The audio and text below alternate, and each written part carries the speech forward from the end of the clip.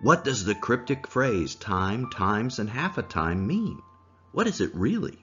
Sure, we know it means approximately 3.5 years, but why did God choose this phrase about time, and why did he divide it like he did into 3 segments? In this video, we're going to explore this phrase, what it means, and what happens during this period according to the book of Daniel. If you follow this channel, you know we've been working through a series on the prophecies in the book of Daniel. If you haven't, you might want to click on the banner when it appears to start at the beginning of this series, because things make more sense when you've worked through all the parts. But if you've been watching or you just want to find out about this phrase, let's get going. Now, just about every student of prophecy knows the phrase time, times, and half a time means 3.5 years. But is that all it means? If so, why did God give us this crazy phrase? Why didn't he just say 3.5 years? In other places in Daniel, he uses specific numbers, like 1,290 days or 1,335 days, which are simple, easy to understand. But here, he constructs a crazy formula. Why? Why use the word time instead of year? And why did God divide it like he did into these 3 sections? Like so many things we've been learning about the book of Daniel, there is more to the story than we think we know. And we'll try to answer all these questions in this video. We first encounter this phrase in Daniel 7:25, where we learn the saints of the highest one are given into the hands of the little horn for this period, time, times, and half a time. Daniel is told about this phrase once again during the great final vision of Daniel 11 through 12. And once again, it involves the shattering of the holy people or saints. Finally, this phrase is again repeated in Revelation. This time, we are told that after the dragon, who is Satan, is cast out of heaven, he pursues the woman, who is spiritual Israel, or the remnant of Israel. But this time, provision is made for the saints, and for time, times, and half a time, the woman is nourished. Again, this phrase represents a time when the holy people are being persecuted. We'll return to all 3 of these passages about the phrase again and unpack them, but for now, let's answer the first question we asked. Why does God use the cryptic word time instead of year?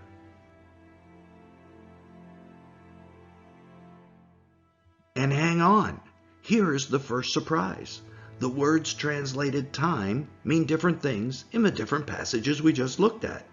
In the first passage, it's an Aramaic word, and the word is Edon, which means moment of time. It is used a couple of times in Daniel, and in Daniel 4, it is used for the 7 periods of times or years that Nebuchadnezzar's pride caused him to be reduced to act like an animal or a beast. I'm sure most of you recognize the 7-year period as being symbolic of the 7-year-long 70th week of Daniel. So the 3.5-year-long period is half of that week of years.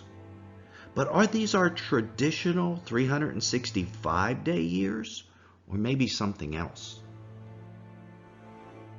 I would say they are absolutely not our traditional 365-day years. They are Hebraic years, which are different.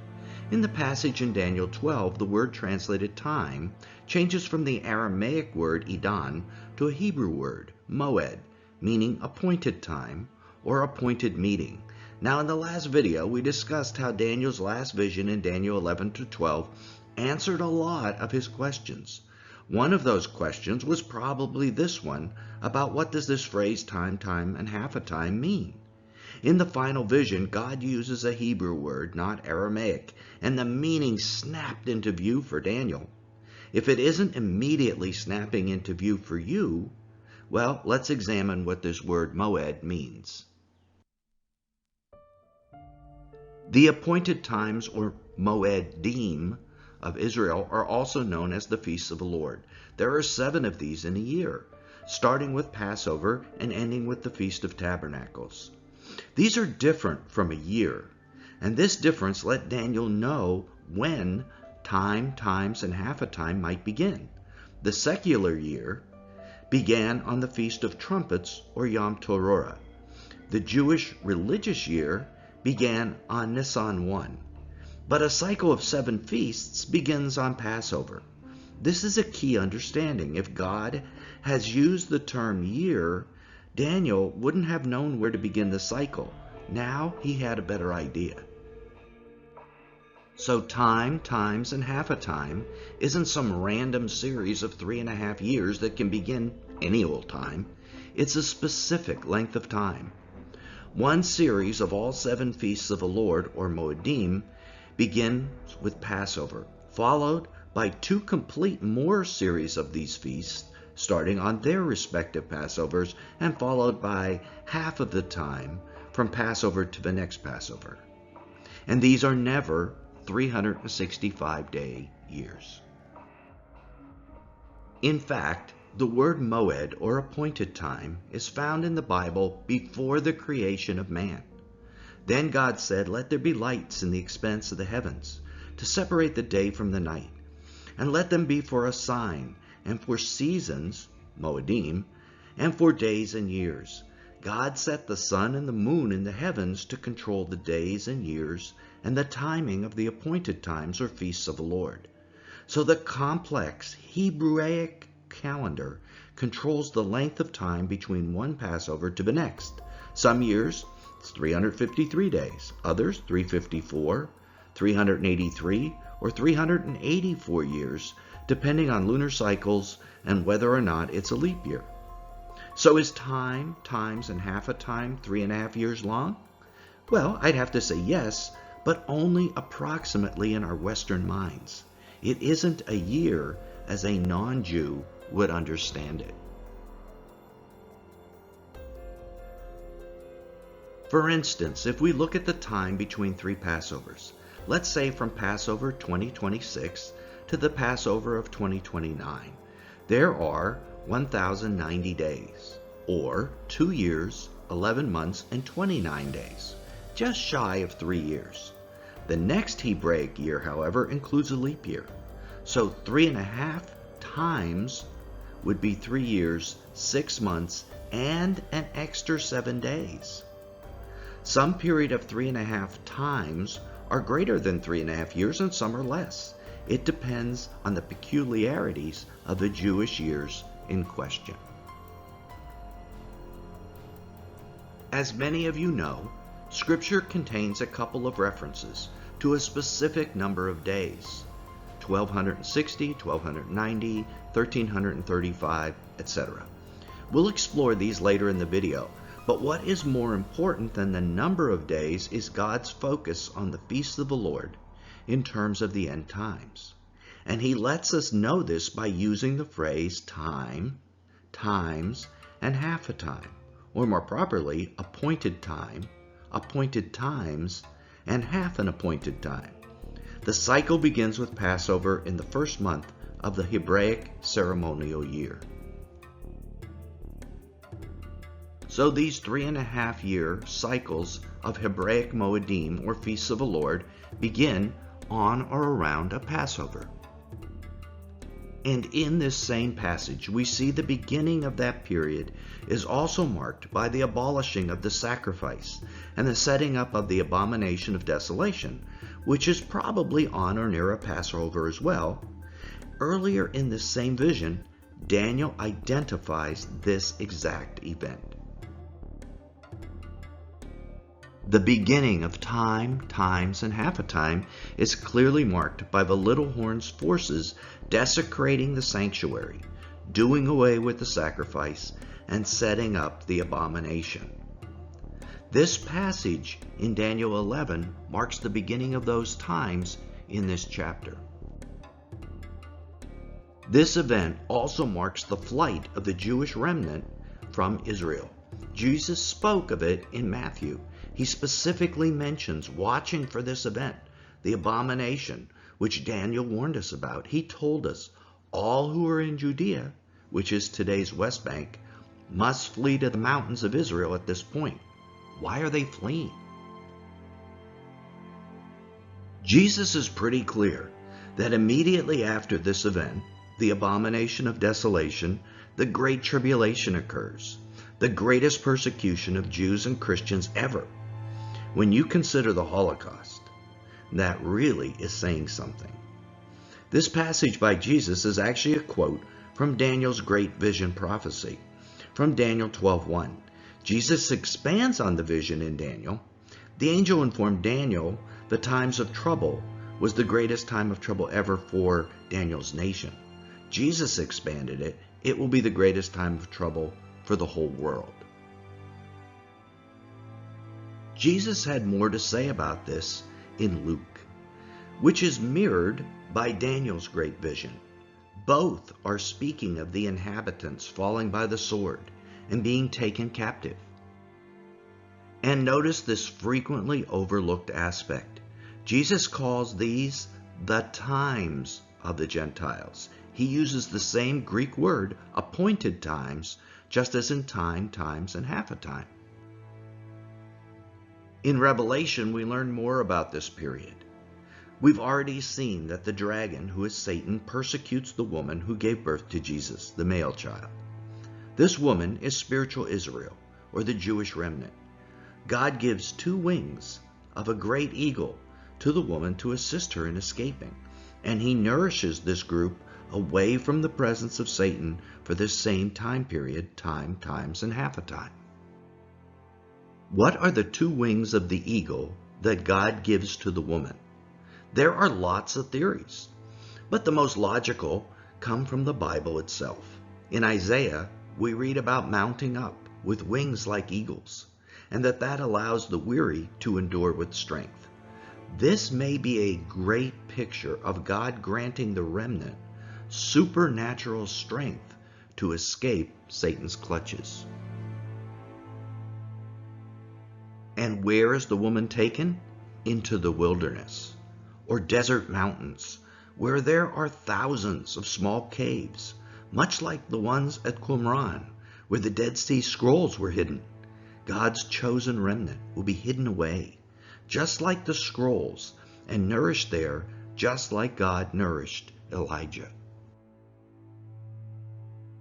But while God is protecting his Jewish remnant, Satan will turn his fury on the Christians.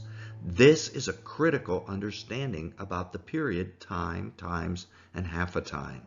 Satan attacks the Jews first. When the remnant is protected supernaturally, only then does Satan turn his persecution on the Christians. We will come back to this point shortly. Daniel's great final vision discusses Christians and their persecution.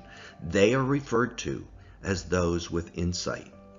We see that the little horn will use smooth or deceptive words to turn the world to godlessness. But those with insight, the Christians, will display strength and act. They won't hide in bunkers. Rather, they will give understanding about the gospel to the many. However, in the process, many will fall.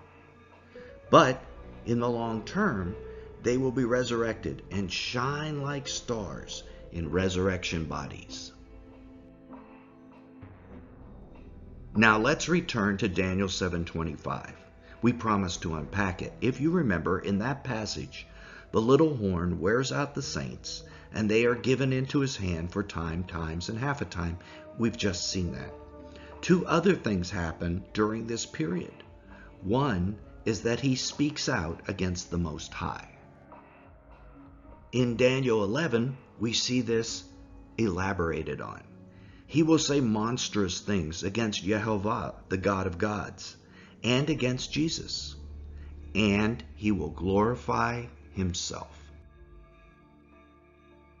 Not only won't he show regard for the God of gods, he won't show regard for others as well, not the gods of the region where he was born, or any other god. But nestled in this phrase about not regarding gods is a phrase about not regarding the desire of women. What does this mean? Many have taken it to mean that the man is a homosexual. But then why place that phrase in this section about regard for gods?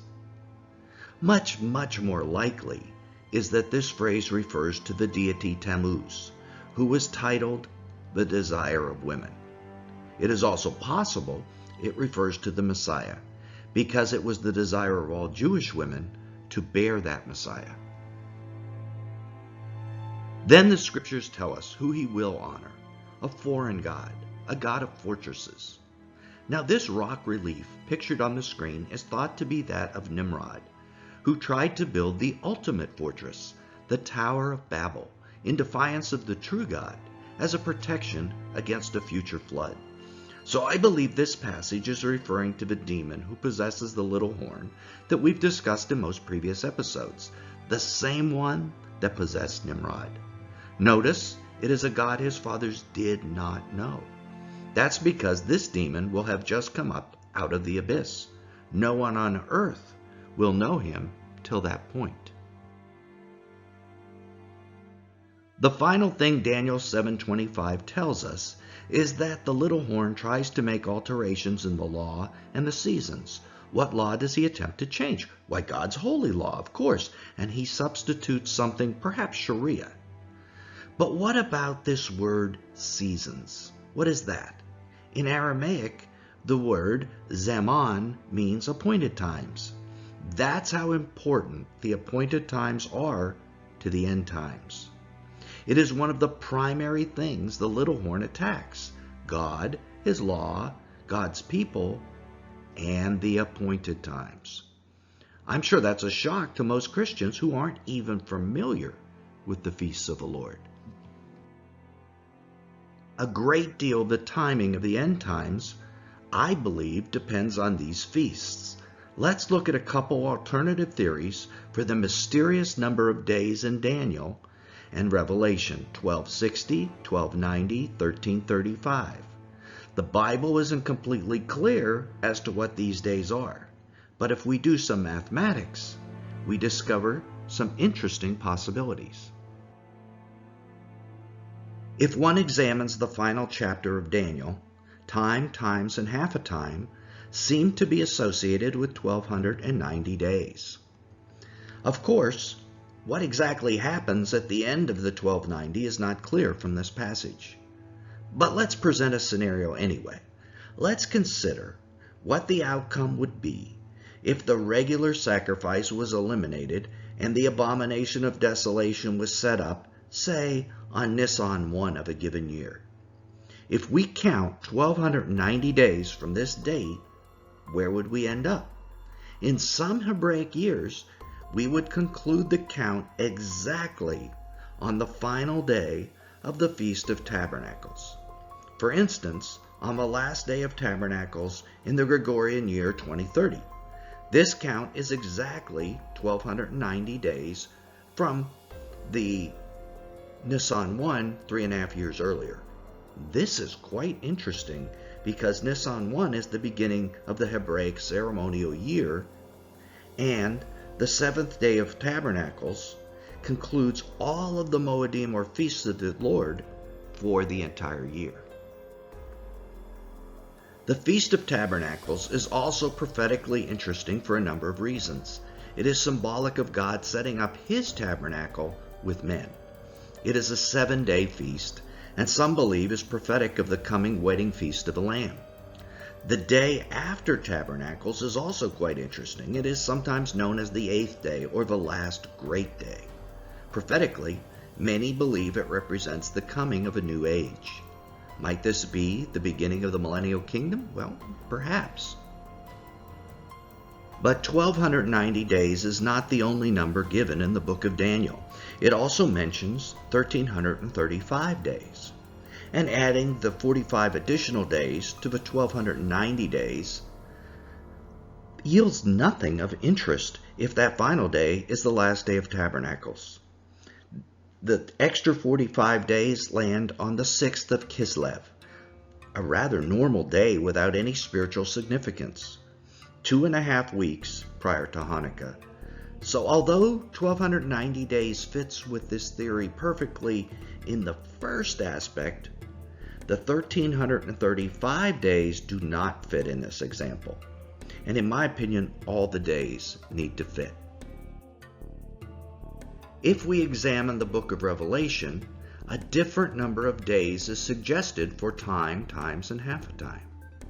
1,260 days. In Revelation 12, two passages mention the time that the woman is nourished, Revelation 12:6 and Revelation 12:14. If this means we are to equate the two time periods, then, as we stated, time, times, and half a time is actually a little bit less than 1,290 days, and it's 1,260 days. And there is a very interesting relationship between 1,260 days and 1,335 days. If the 1,260 days of time, times, and half a time were to end on a Yom Kippur, the Day of Atonement, and the first day of a new Jubilee, the 1,335th day would be Hanukkah, the Feast of Rededication, the rededication of the temple. This is a great coincidence. But what about the 1,290th day? Interestingly, in this scenario, the 1,290th day falls on a minor Jewish festival commemorating the day God closed the door of Noah's Ark. Might this be the day when the sheep and goat judgment takes place and the final decisions are made on who is a sheep and enters the kingdom and who does not and is swept away into the lake of fire? We may have discovered something here, because in this scenario, all the days, 1260, 1290, and 1335, are found on very satisfying and significant Jewish feasts. And this relationship between these end dates is the same in most years. But what would be the starting date in this scenario? That has to fit as well. An analysis of the possible start dates for this theory range from 4 days after Passover in some years to 7 days after Passover in others. Within this range are some very interesting possibilities. One is Nisan 21, which is the date that the sea was split in Exodus. This might indicate a date of God's supernatural protection of the Jews running from the forces of evil. In Revelation 12:16, we learn the ground will supernaturally swallow a flood in a very similar type of protection of the woman, the Jewish remnant. But even more significant, in my opinion, in other years, the 1,260-day countdown might begin on the day after first fruits, the day when Jews begin counting the Omer, a countdown until Pentecost, or Shavuot. This is a very interesting possibility because it involves counting days, exactly what is involved in counting the 1,260 days until Yom Kippur. Not only does it involve counting days, in the year of Jesus' ascension, it was literally a countdown until the coming of the Holy Spirit, which occurred that year on Pentecost. This is exactly what will happen in the end times when the Jews are saved at the second coming on the Day of Atonement. In this scenario, I think we have a very satisfactory starting date and ending dates for time, times, and half a time, all with significant prophetic meaning. Is this the answer to Daniel and Revelation's mysterious days? Well, that is speculation because it isn't clear. The Bible just doesn't give us enough information. But to me, it seems to make sense. This brings us to the great mystery of the three divisions of time, times, and half a time. I think we all need to ask ourselves, why did God create these three divisions? What could they mean? Let me give you my thoughts first, and then we'll unpack each idea. I think the first division is the persecution of the Jews. The second is the time when Satan turns his attention to the Christians and persecutes them as well. And then third, that final division is the wrath of God. Let's look at each idea. As we already learned in Revelation 12:13, the beast's persecution begins with the Jews. This likely starts after Passover, 3.5 years prior to the end. In my opinion, this is the half a time. a half-year period where the full force of the Antichrist is aimed at Jerusalem and the Jews, a time where he kills many and imprisons the rest, except for the remnant that escapes. The escape of this remnant infuriates him, and he turns his fury on Christians. Then, in my opinion, he begins a 2-year assault against believers. As Daniel tells us, many with insight will fall by the sword and captivity. Then, 1 year before the end, God rescues believers in the form of the rapture and begins to pour out his wrath on the unrepentant. Thus, time, times, and half a time are actually in reverse order. The half a time, in my opinion, comes first, the persecution of the Jews. Then times comes second, the 2-year persecution of the church, and then finally, the time, the 1-year period when the wrath of God is poured out on the unrepentant. You were probably tracking with me until this final discussion that the wrath of God is the final year. Where did we get this idea that the wrath of God is only a year? Or that Christians won't endure all of time, times, and half a time? Well, Jesus himself limited the duration of the persecution of Christians, the elect of the New Testament. In Matthew 24:22, he said, "For the sake of the elect, those days will be cut short." If you have questions about why this verse means exactly what it says, that the number of days will be shortened for Christians, click on the banner. And in 2 weeks, we will present a video that even more fully explains why this period is a year. A question, though, I'm sure every viewer wants to hear answered is, how can the saints be given into the hand of a little horn for time, times, and half a time, as per Daniel 7:25, and yet those days still be cut short? The answer is, they aren't cut short for everyone. Only for Christian saints, the elect of the New Testament. The Jewish saints, the remnant who will eventually come to faith, are persecuted for the entire period of approximately 3.5 years. Jesus didn't cut short this period, time, times, and half a time. He only cut short the Great Tribulation. To which everyone is probably asking, you mean they are not the same? Time, times, and half a time is not the same as the Great Tribulation? And to that I say that's right. They are not the same. Time, times, and half a time is either more likely 1,260 days or 1,290 days long. Scripture is clear on this. But the Great Tribulation, those days, is what Jesus said would be cut short, but only for Christians. That term, the Great Tribulation, is never associated with a given number of days, nor is it ever associated with the term time, times, and half a time, or Jacob's trouble. Christian scholars have assumed those terms are the same thing as the Great Tribulation, but nowhere in Scripture is this confirmed. It is an assumption, and in my opinion, a bad assumption. When Jesus coined the term Great Tribulation, or maybe it could be translated widespread tribulation, in Matthew 24:21, he didn't refer to it as a specific time or to a specific length of time. He simply said, "For then there will be great tribulation," and that those days of tribulation would be cut short for the elect. I realize that this may be hard to grasp, but the Great Tribulation is only a subset of time, times, and half a time. That latter period is made up of 2 sections, the Great Tribulation and the wrath of God that follows the Great Tribulation. Together, these periods of time add up to the approximate 3.5 years.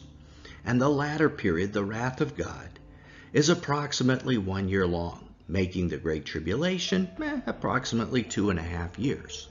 We've already discussed how that period may be 1/2 year of persecuting primarily the Jews, and then 2 years persecuting primarily Christians. And as we said, in 2 weeks we will release a new video that fully explains that concept, that the wrath is 1 year. The video will be titled, How Long is the Wrath of God? What does Noah's flood teach us? If you want to explore that idea fully, watch the video in 2 weeks. This brings us to what was probably the most stunning aspect of the prophecy for Daniel, the resurrection. Daniel was already aware of Isaiah's prophecy of the resurrection, but now God gave Daniel his own, and it provides a rough approximation of the timing of the resurrection. It will be at that time, at the time of the great distress or great tribulation. And this final aspect was still a bit confusing to Daniel. The angel explained to him that he wouldn't understand because the words were still sealed until the end time. Even the prophet could not understand them. However, the angel continued that in the end time, those with insight would understand them. That is you, my brothers and sisters, now understanding the formally sealed words. But the angel reassured Daniel that he would be part of the resurrection. Then the angel assured Daniel that he would be part of that final resurrection. And this is all anyone who has lived prior to the time of the end has ever needed to know, that they will be part of the resurrection. The rest of the details in the book of Daniel were unimportant to them.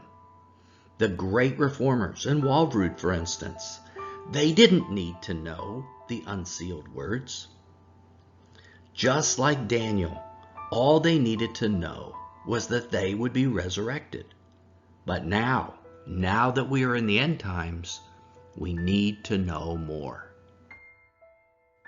We need to know these things today because many of us may live to see them.